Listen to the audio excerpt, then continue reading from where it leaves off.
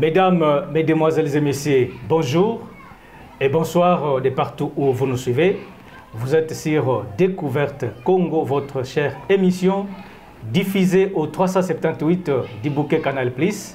Et c'est une émission également qui est diffusée en ligne. Donc, vous avez votre chaîne YouTube Découverte Congo. En ce jour, je suis à Kisantu.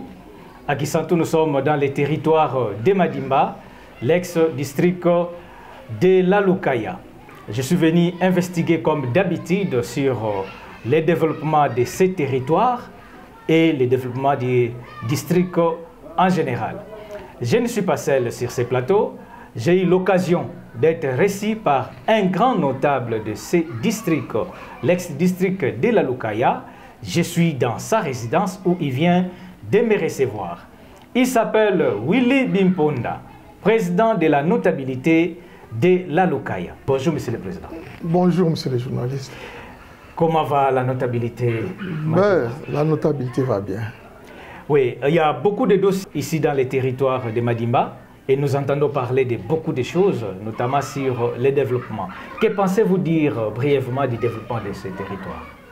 Le développement de ces territoires Madimba est en stagnation. Vraiment, ça n'évolue pas, ça n'avance pas. Rien n'évolue à Madimba. Rien n'évolue, rien n'avance, mais je pense que c'est un problème de conscience. Des habitants, des consciences, des leaders, des consciences, des intellectuels de Madimba. Car le développement doit partir de ses fils. Qu'est-ce qui peut être à la base du sous-développement de Madimba? D'abord, le sous-développement de Madimba, ce sont les comportements indignes, les intérêts personnels, les conflits inutiles. Au lieu de penser au développement, les politiciens qui ne s'associent pas pour l'intérêt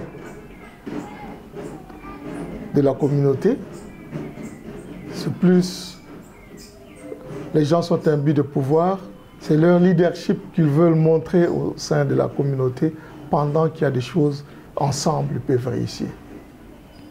Mais ces politiciens sont l'émanation de la population. Ils ont toujours été élus pour ceux qui sont des élus. Ils sont émanation de la population, tout à fait exact, parce que nous les avons élus. Mais dans l'accomplissement des tâches, dans l'accomplissement de programmes,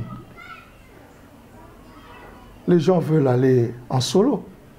Même en ce qui concerne les fonds, les projets, les appuis du gouvernement central, que ce soit du gouvernement provincial, c'est plus les politiciens qui s'en accaparent, du moment que ce sont des financements du gouvernement. Et la population doit veiller sur ça. Quelqu'un vient, c'est moi qui fais, c'est moi qui ai amené, pendant que les autres se retirent, pendant que les autres se rétractent. Or, c'est la population qui en pâtisse, parce que ça ne sera pas réalisé. Étant président de la notabilité, comment pensez-vous remédier à cela? Pour remédier à cela, il faut qu'on parle le même langage. Essayer de chercher à vivre ensemble. Et tous avoir une même vision. L'étoile de Madimba qui va briller comme dans le temps. Dans le temps, les gens étaient unis. Les politiciens, ils étaient unis, même si on dit que c'est d'ailleurs c'est Mobutu qui est venu diviser pour mieux régner. Mais dans le fondement de la culture Congo, les Congos sont unis. Ils sont unis, ils doivent être ensemble. C'est pour cela qu'on dit un seul doigt ne lave pas une figure. Tous nous sommes dans un même corps, c'est le corps de Madimba. Il faut penser à Madimba, raisonner à Madimba et trouver des solutions pour Madimba. Mais le territoire se meurt dans tous les secteurs. C'est plus le fanatisme, c'est plus les sentiments qui règnent. Ça ne peut pas faire évoluer. Il y a quelques jours, presque 24 heures, nous avons remarqué le lancement des travaux de la réhabilitation de la route Mbouba, où vous avez reçu la présence du vice-gouverneur. Quelles sont vos impressions de ces lancements? Le lancement, c'est une bonne chose. Mais la concrétisation, c'est une aussi.